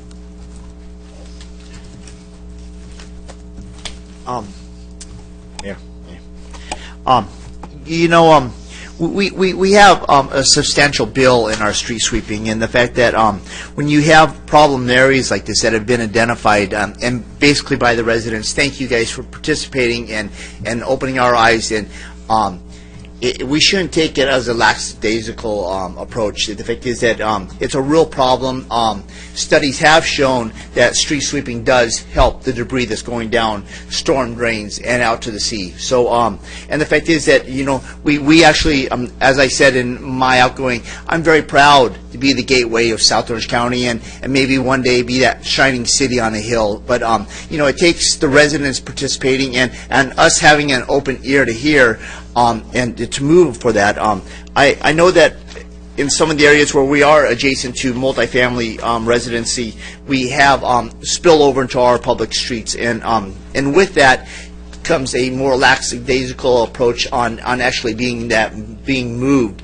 I support the street sweeping and staff recommendations, but I also would like to have staff look at maybe just the fact is as just even posting it, maybe something we can be proactive is in the future, or make it in our newsletters in the Lake Forest News, that these days are street sweeping days. It's the second day or first day after trash pickup, and maybe re-energize that and maybe stress that a little bit further, because I think that in those communities like my own.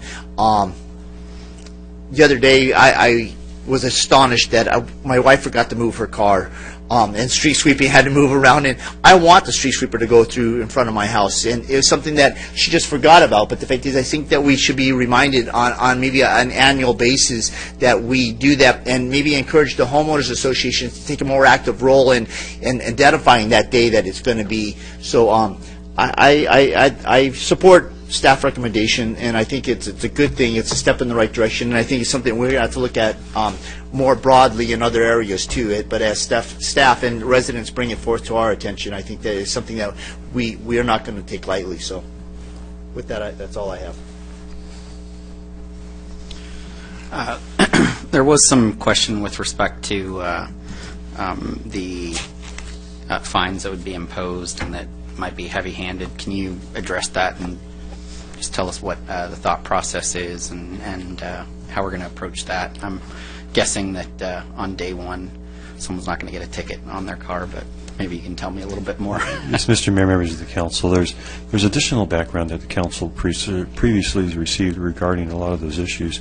I would indicate that while studies may exist and point to certain conclusions one could take, in the eyes of the state of California, street sweeping is a best management practice that's required by the San Diego and the Santa Ana Regional Water Quality Control Boards. They believe it's effective in terms of the ability to keep pollutants out of water streams within the state of California.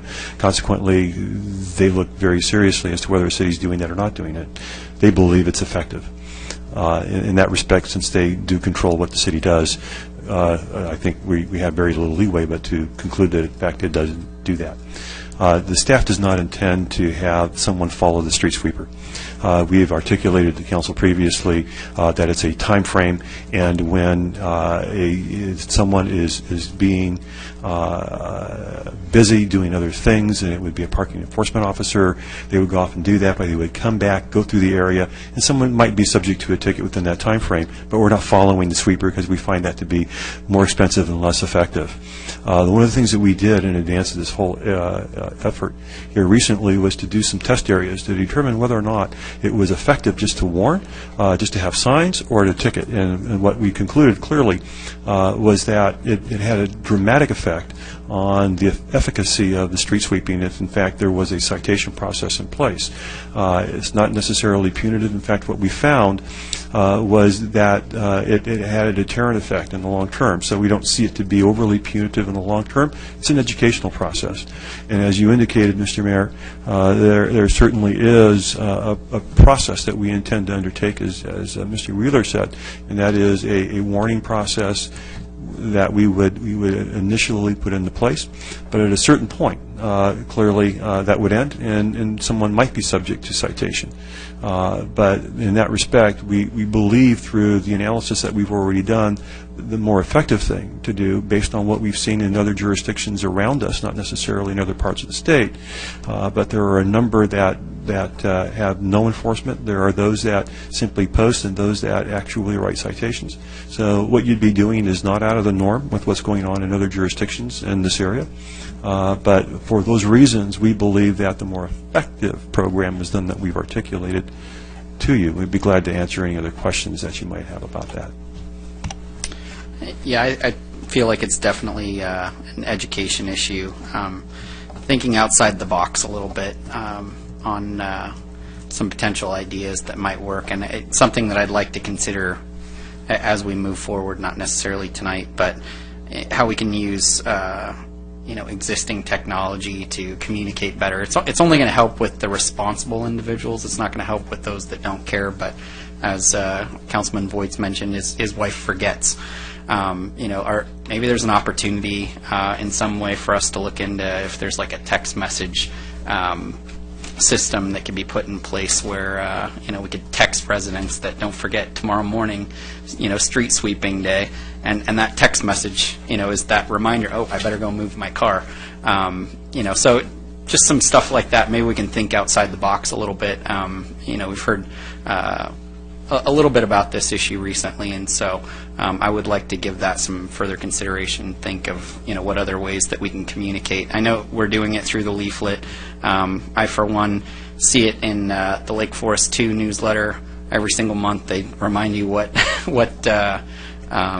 days of the week are street sweeping days. But it tends to be one of those things that after a while you just look at and you skim over and you're not really paying attention to, and we all forget from time to time. So how can we just help reinforce it? We want to make our community look as good as we possibly can. And again, we're not going to be able to solve every single problem, but if we can just take those that really are responsible, they just forget for one reason or another, and help remind them, then we'll make a pretty big impact. I think this will too. And so, are there any other comments? Just a thought that occurred to me. I mean, at some point in the near future, we'll be selecting a trash hauler, whether it's the same one or another one. It applies in either case. Is that maybe they can, with the trash containers, just put a note on there that says, "Remember, tomorrow is sweeping day. Please don't park in the street."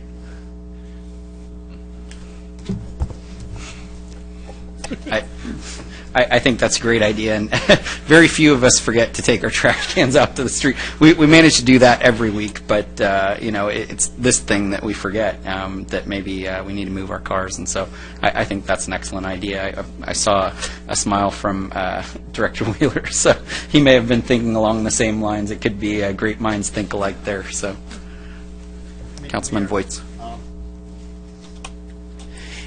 On the proposed areas where we're looking at this, have we done a survey? You mentioned off the Cherry Street, Darren is actually a candidate for permanent parking. Is it Darren in Fallbrook? No, it's Area 1. It's the Ridge Route area, Gowdy, Red Robin, and Golden Eagle. So Gowdy, because obviously, if we start limiting the parking of some of these multi-family tenants, that there is residential spillover into the neighborhoods, and that we've got to be cautious of and be mindful of. In the implementation process, what I was thinking for this particular area is we'd probably stall a month or so until you had the opportunity for staff to bring back the opportunity for the permit parking, so we don't push them into that track before we've handled the whole area down there. So we would just stall on the installation of the signage until that issue was finalized. Have we already surveyed the residents along that street and got their input on that? Yes, we have. We've gotten the results back. We surveyed a large area. Not all of the entire area qualified. So then we went back and we went street by street. There's a couple streets or a couple residents contacted us and asked for more time because they wanted to go rally their neighbors because they didn't quite make the results on that street. So we've been giving them additional time through the holidays to try to gather up more affirmatives, if you will, so they can meet that. And we think we're about done now, and so we're ready to start that process. So, and likewise, off the Cherry Street, we have residents from that. Have we looked into or surveyed that neighborhood or talked with them on that area? I don't believe that's an issue for permit parking yet. It hasn't come up. But it's something that we will be mindful as we go forward if we implement. Absolutely. Okay. Absolutely. Being someone that is helped with the Midcrest situation, the residents there are so pleased that they have that now. They can actually come home and not have cars lined up, parked up in front of their house, and it's kind of a nuisance to where you always expect to have someone in front of your house, and when you have guests over and stuff, they have to park 10 houses down to come to your house. When we come home from work or from play, it's nice to not expect someone there. And when you constantly see someone parked in front of your house like that, and it's someone that doesn't live in the neighborhood, it can be a little bit nerve-wracking. So be mindful of that. So I have nothing further. I'd like to move the staff recommendation. Second with comment. I don't see this as a manicure where we're doing it just for the aesthetics. I see where, like the city manager said, we're under restraints as far as the this city happens to be in 2 regional water boards, and we have to comply.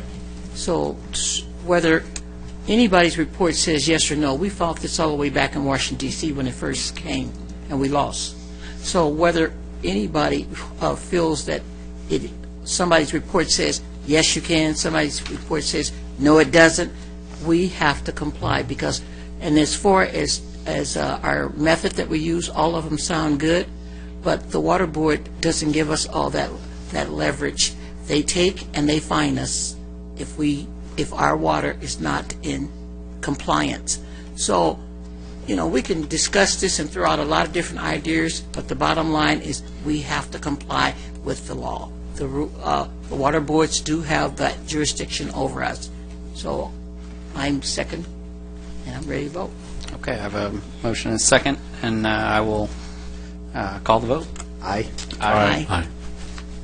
Motion carries. Agenda item 17, consideration of comprehensive application packet for selection of planning commissioner, submitted by Deputy City Manager, Director of Management Services. And do we have staff report? Mr. Members of the Council, I'll just handle this one quickly for you. There's not a whole lot for the staff to add to this. You, as we indicated in the report, you had a resignation by a member of the Planning Commission. You're looking to fill that position. Based on an input that we had from the Council, we're providing you a more extensive application process that would be instituted for this recruitment. The only thing I would add to that from staff's perspective is if the council likes all the questions or you don't like some of them or you want to add some, delete, modify, we're certainly able to do that at this juncture as you deem appropriate. So with that, we'll be glad to answer your questions you might have. I'd like to know our time frame for adding and deleting because I don't feel that it has to be as extensive as applying for the position as consul. And in doing so, I mean, we had one, I think it was about 50 pages or more, and information about what they feel we should or should not do. That stuff isn't needed. So we may want to take and consider putting a word limit on the part where we let them freelance and tell us what they want, having a certain amount of word limits, 25 or 50 words, 100 is even a lot, and tell them we don't need pictures, because some of them got kind of carried away with a lot of stuff. And I don't know about everybody else, but I do read it, and sometimes if I don't quite get what they're trying to tell me, I read it 3 or 4 times. And when you have big, thick packs, it can really carry us into a lot of time. So if we could go back and monitor the areas that we're giving the opportunity to speak, give less words, and ask for no pictures. I apply for different things myself, and oftentimes some of the things I apply for, it says only the form, and then other times it'll say limited to X amount of words. So I'd like for us to look into that. Thank you, Mayor. Absolutely. I think staff put together a timetable for us, and I'm guessing this was just with the assumption that we'd move forward with potentially any additions or deletions. So are there some things that you might want to delete tonight that we come to some consensus on, or how much time would you like? It's just, I don't need a bunch of time. Okay. I just, basically where we're asking for words, I could go over it right briefly. I think I covered them all. I would be happy to provide the time then. Where it says, if you have attended city council commission meetings and stuff, that could be down to 25 words. They could say yes or no, and then if they want to tell the topic or discussion, I leave that to staff, a staff's discretion if they want to add more or less. But some people gave us a thick portion on that, and here there's another one. Do you have any? Let me see.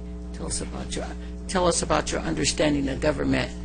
You may, however many words, you may want to limit that rather than 3 or 4 pages and pictures and all that stuff. And here, another spot over here is, what skills would you bring? Now that you could give a little more, but I feel that you need to limit, because some people gave us a lot of stuff, and for me, I read every bit of it, and some of it they were giving me so much that they lost the punchline that they were giving, and I had to read 3 or 4 times before I could figure out, oh, that's what they meant.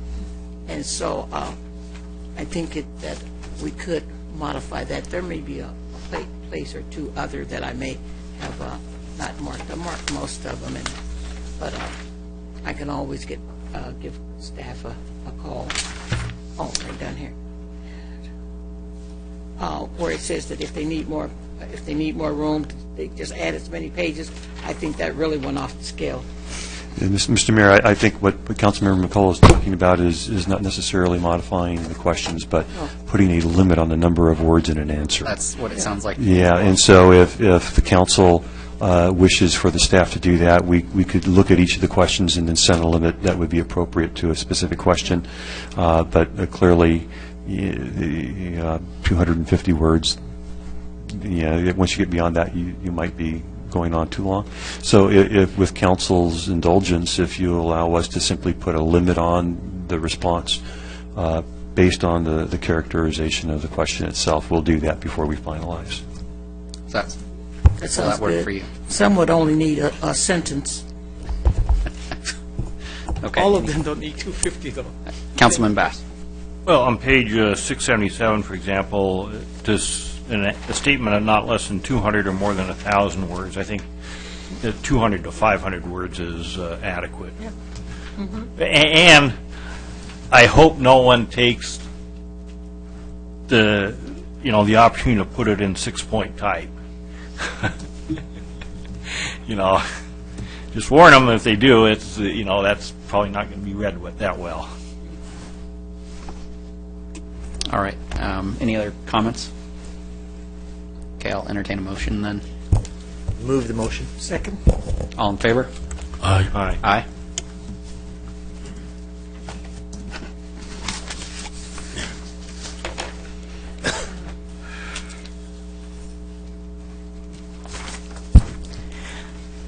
Agenda item 18, annual city council appointments to boards, commissions, committees, and agencies submitted by city clerk.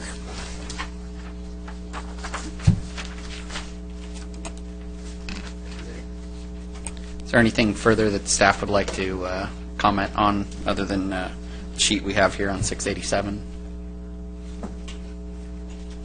Mr. Members of the council, just on your attachment when it identifies committees, this is just a recent action on number 2, which is the South Orange County Association of Mayors. They no longer meet monthly, just so you're aware. They now meet on a quarterly basis. So they only want to see me 4 times a year, or 4 times this year, not 12. I understand. That's okay. I'm sure there are a lot of people who feel that way.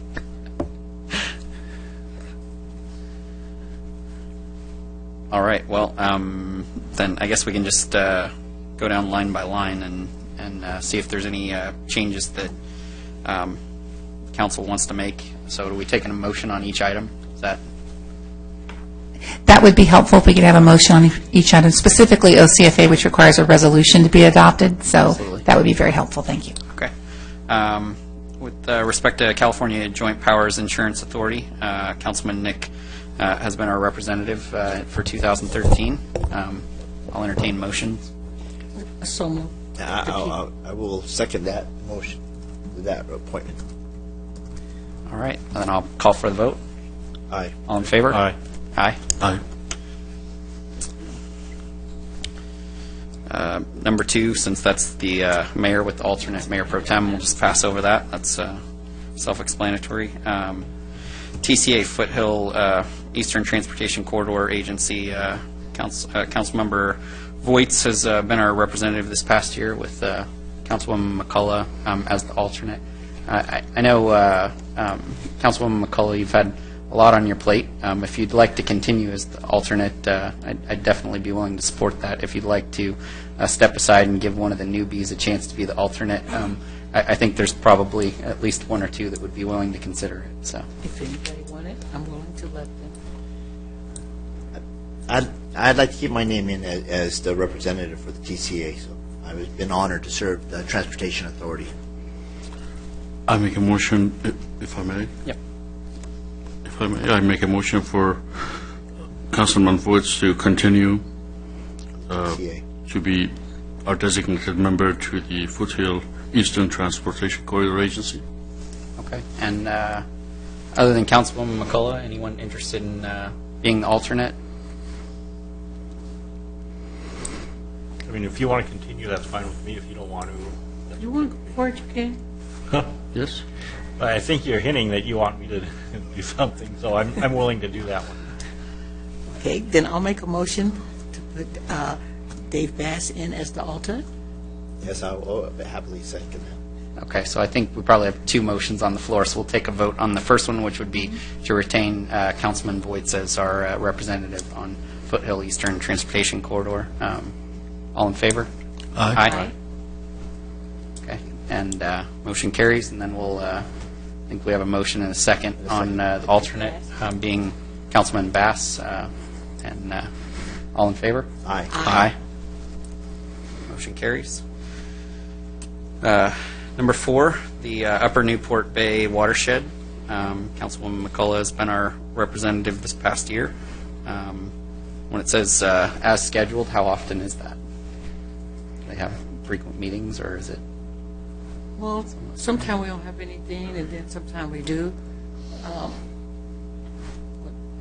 The Newport Bay, about every month or every other, sometime every month, then again, if it can be every other month. Okay. We just, when we have our first meeting for this year, we'll come up with our schedule, and we always throw some extra meetings on, but we always leave it open where you can, that we can counsel it if need be.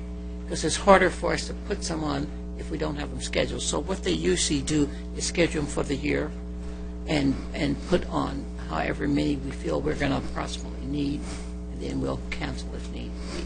Okay. Stay there. Oh, yeah. I know that you've been involved with the watershed for a long, long time. I know it's a passion of yours, so if that's something you want to continue I'm to do. I'm still determined they're going to fix our creek. Around a creek. Well, I'll move that we retain Councilwoman McCullough as. I second that. I have a motion and a second. All in favor? Aye. Okay, that brings us to Orange County Fire Authority. I know this is bi-monthly. It also requires a resolution, so maybe you can help direct me if we need some specific wording with respect to this one. But again, I know you've got a lot on your plate. I've only been on that for a year. Correct, yeah. But we're in the middle of negotiations with unfortunately, they have 3 unions. I don't know how they let themselves get in that mess. But we're in negotiations for the unions, the 3 unions, and I would like to stay on there. I just been on there for the year, and it's very challenging. Okay. Very demanding, but it's very interesting. All right. Is there any other interests? Or Not an interest, Okay. but just comment. They also have, I guess, an ongoing underway issues relative to the overall management. And Yes. Management improvement within the authority. So I think That's good to closed have. session. Yeah, well, I understand That's that. why but I mentioned. Yeah, but it's good to keep continuity on that. Yeah, it is. But that's under closed session. All right. Former Councilman Herzog was our alternate, and so we've been without an alternate for a period of time here. So I'm going to nominate you because I know you want. You said you wanted that. well, thank you. Yeah, it's I definitely want. I know you get a lot on your plate.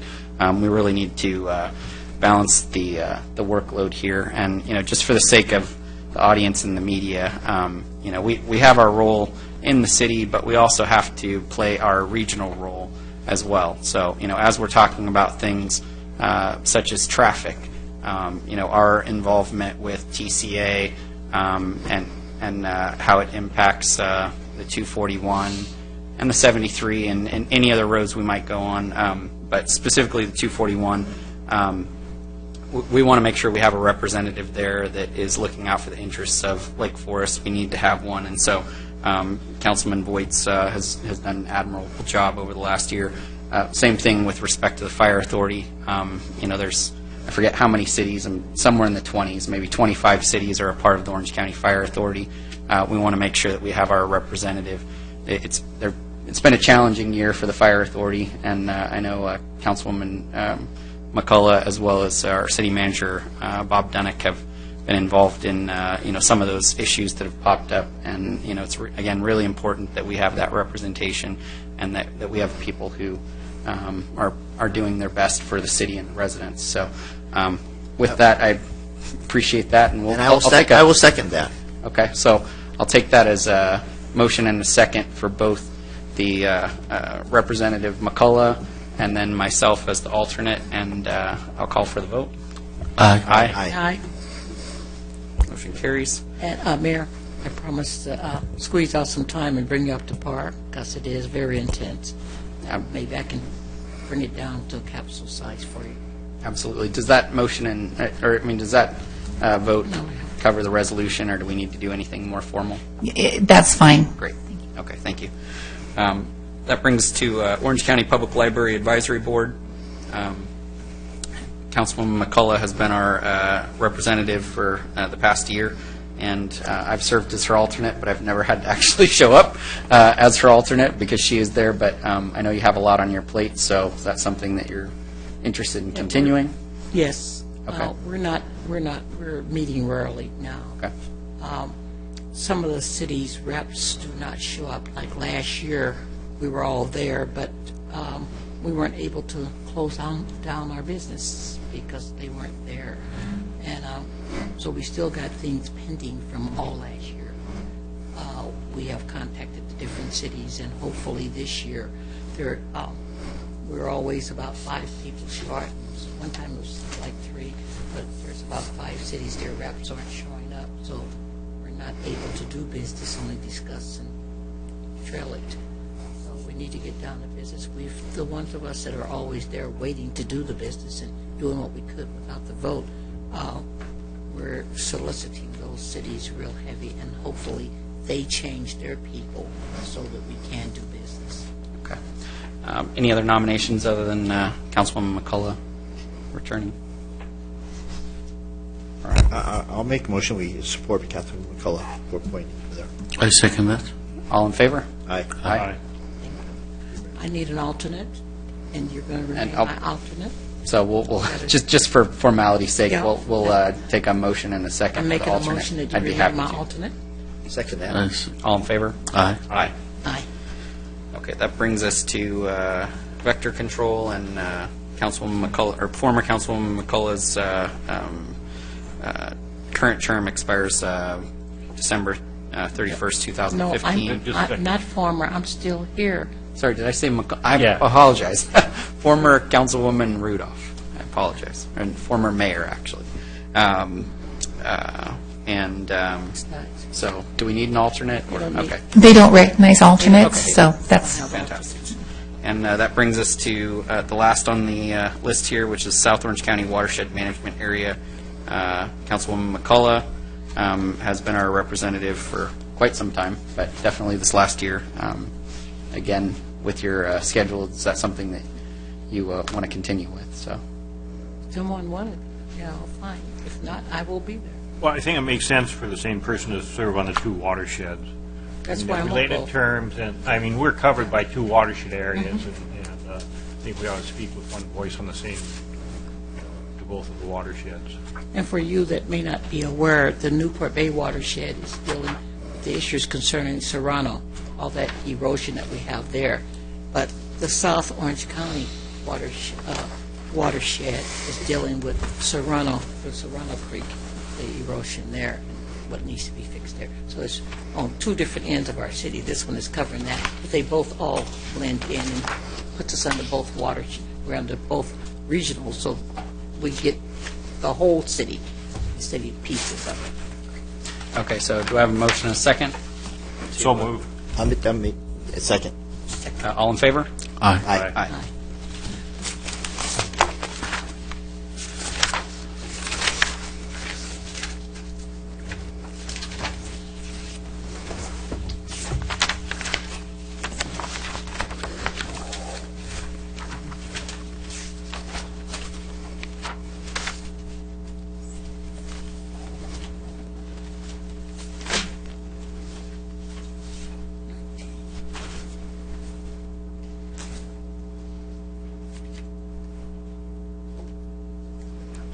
Give us 1 second.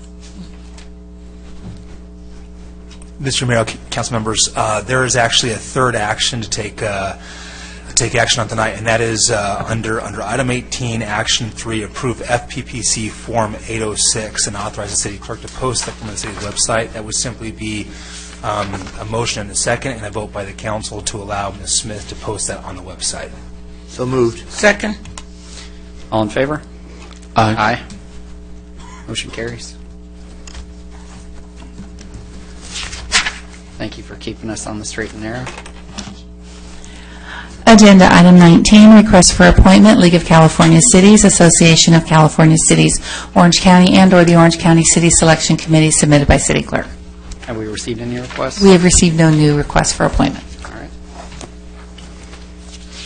That brings us to the city manager's report. Thank you, Mr. Mayor, members of the City Council. Earlier this evening, we recognized and thanked Lieutenant Patrick Higa for being our Chief of Police Services. He alluded to another person in his comments, and so I'd like to take this opportunity, actually, and I'm going to ask him to come forward just so you can associate a name with a face. But we have appointed a new Chief of Police Services. It's Lieutenant Brad Valentine. We will make a formal introduction of him at our next council meeting, so you'll learn all the things about him at your meeting of the 21st. But he is now working with Lieutenant Higa on a changeover, effective, I think, probably, Thursday or Something like that. Okay, so they're working that through now. But Lieutenant Valentine actually just briefly worked here as a deputy for over 7 years, so he knows our community very well. And he competed, obviously, successfully with other candidates, and so it'll be my pleasure at your next meeting to more formally introduce Lieutenant Brad Valentine as our new Chief of Police Services. So you don't have to say anything of this, because we're going to put you on the spot next time, Brad. Okay. Well, welcome to the city of Lake Forest. Yes. Glad to have you. Congratulations. We can actually say welcome back.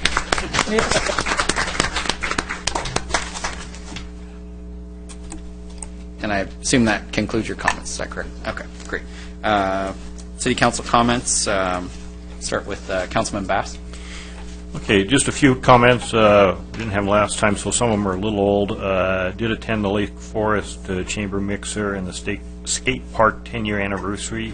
Saw some things that done on skateboards that I could not do just wearing shoes. Wouldn't even want to attempt them. But it was a very nice event, and I think that Etnies should be commended for their willingness to continue with the park and supporting the park. I want to thank Mayor Robinson for his willingness to serve as mayor, and look forward to working with him in his leadership in this. I noticed in the over the holidays in the business section of the Orange County Register that there was a Grow Lake Forest ad encouraging those in, well, everyone, but specifically the readers of the business section, to consider Lake Forest as a place to have their business here. And then just a brief comment on an agenda item on the 5 maintenance contracts. I think it was, wise to put all 5 of them together in one report. And I'm willing that in the future to not have the entirety of each of the RFPs on here, but maybe just the scope of work and the schedule, because the rest in the contract, not the contract either, just those 2 items, because the rest of it is pretty much standard. So, I mean, I'm sure fellow council members would comment on that, but that's just my preference. And that's all. I'm looking forward to working with the council in 2014 and anticipate it'll be a great year for the city. Great. Councilwoman McCullough. Thank you, Mayor. Welcome aboard, Mayor. And it's a lot different when you're sitting in that seat than when you're sitting in these. And you have past former mayors that's here to assist you and help you. We don't have to worry. We know you can do a good job. I just want to do my AB 1234. I attended the 2020 Homeless Task Force for Orange County, the fire authorities, Housing and Community Development, SCAG, the Regional Council, and the CEHD, and Senior Citizen Advisory Council. And the Senior Citizen Advisory, they had their Christmas party here, and it was excellent. Out of all the cities that's part of, which is all 34 cities of the Senior Citizen Advisory Council, we had a hard time with them recognizing our senior center. They said we didn't have a senior center because it is our city hall and senior center, but we're not wasting space. We're using everything. It's not sitting here idle for just using it on the first and third. So we had a little battle there, and we were blessed to come up with the idea of let them have their senior party, their Christmas party here, because they couldn't say it wasn't a senior center if the seniors have their Christmas party here. So it's worked really well for us. And the seniors now, they don't want to go to any other city but here. So we're very fortunate for that. Thank you, and a Happy New Year to everyone. And once again, I'd like to thank everybody that did praise and cards and went and visit my husband. And my husband was able to come with me today. His doctor gave him permission to come, and our daughter is in treatment for her tumor and stuff. But thank you for all the prayers. We appreciate them. Councilman Voights. First of all, I want to congratulate you, Mayor Robinson. I know you're going to do a great job as mayor, so congratulations. I'd like to say that I went to our Lake Forest Chamber Christmas party mixer, and you know, people don't realize that that the Lake Forest Chamber is all volunteer, and you guys do a heck of a job. And so I just want to commend the Lake Forest Chamber and what they do in representing the business community here in Lake Forest, and actually bringing a pretty vibrant group of people together on your board that are all volunteers. So I want to commend you guys, and so you guys do a great job. Please pass that on. I'd also like to say that we are geographically blessed here in Lake Forest. We are geographically blessed. I mean, as the 5 freeway and the expansion of the 5 freeway, the proposed, we are actually able to get off the freeway and actually drive through side streets and beautiful behind the old El Toro Marine Base, the great park, and come home. So I think Lake Forest's best days are ahead of us.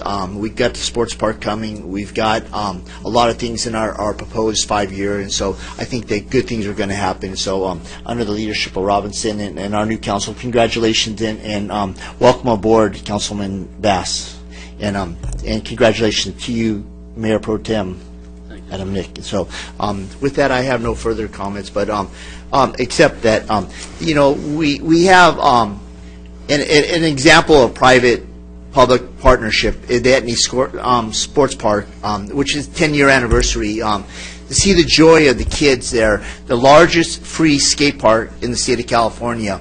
It is a remarkable testimony of what we can do with private partnership with out there, and with willing people, and Pierre with Soul Technology has done a wonderful job, and his generosity in giving away the shoes that he does every year at Christmas time is just a remarkable thing, and I'm just glad that Lake Forest is involved with that, and the visionaries that we've had here in the past and the leadership of the past councils.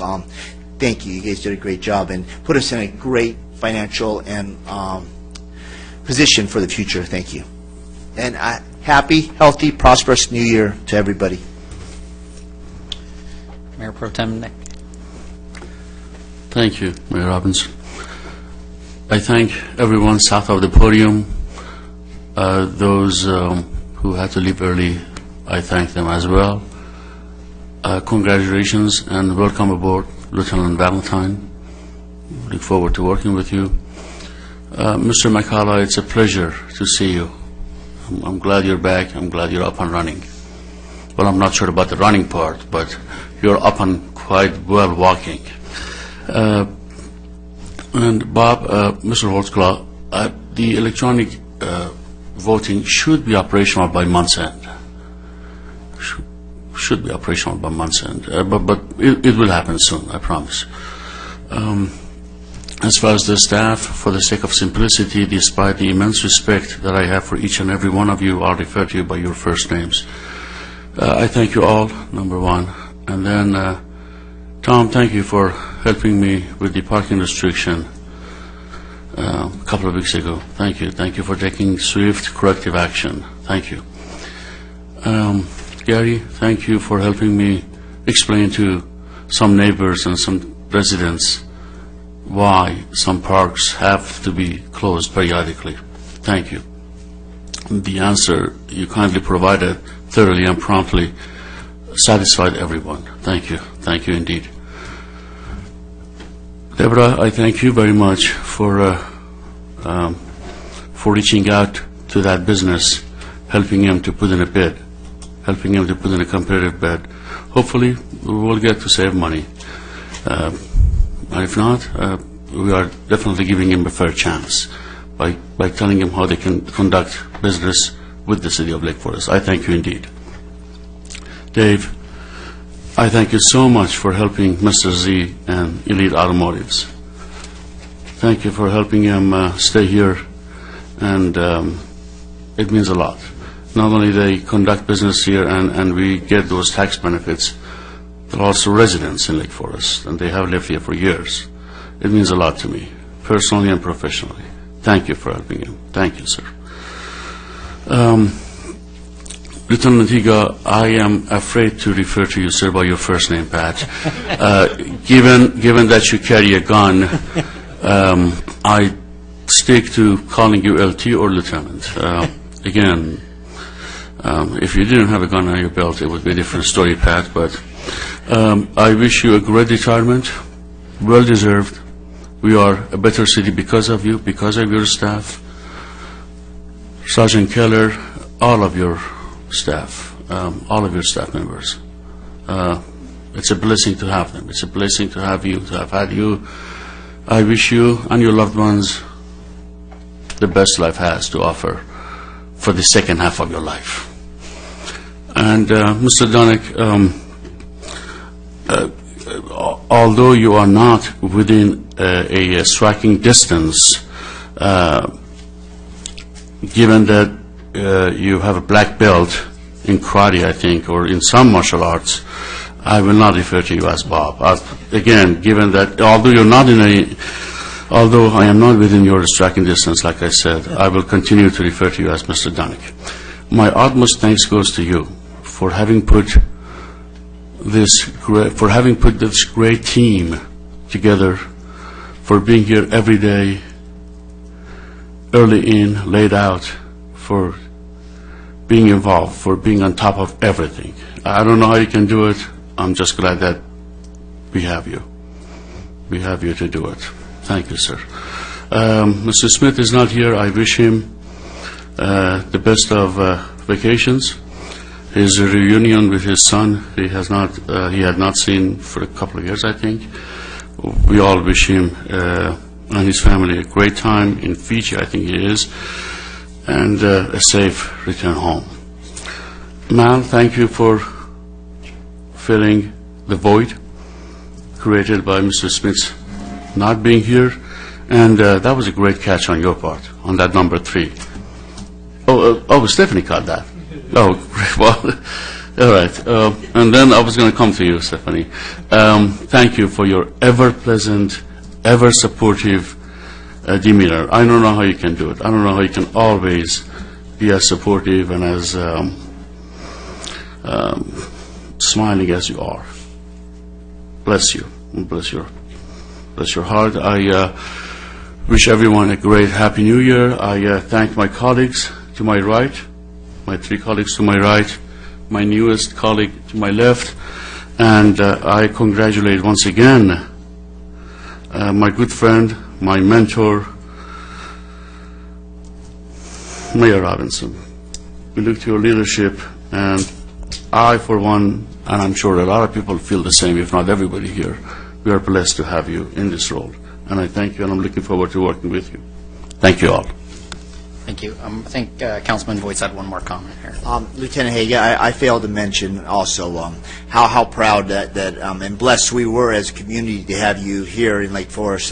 You know, people underestimate the training that you as Orange County Sheriff Department do, and the leadership that we've had in the city, and the job that you did, it definitely made us all proud. And so thank you. I want to wish you, on behalf of my family and the residents of Lake Forest, Godspeed and God's blessings to you as you enter retirement. Thank you, sir. Great. And I'd just like to thank each one of you for indulging me in my first meeting here. Hopefully it went off without too many hitches. So.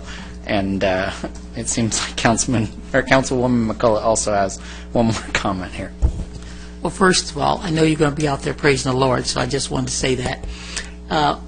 But I had one thing that we didn't get a chance to say. You did a good job, Mayor. Don't fret it.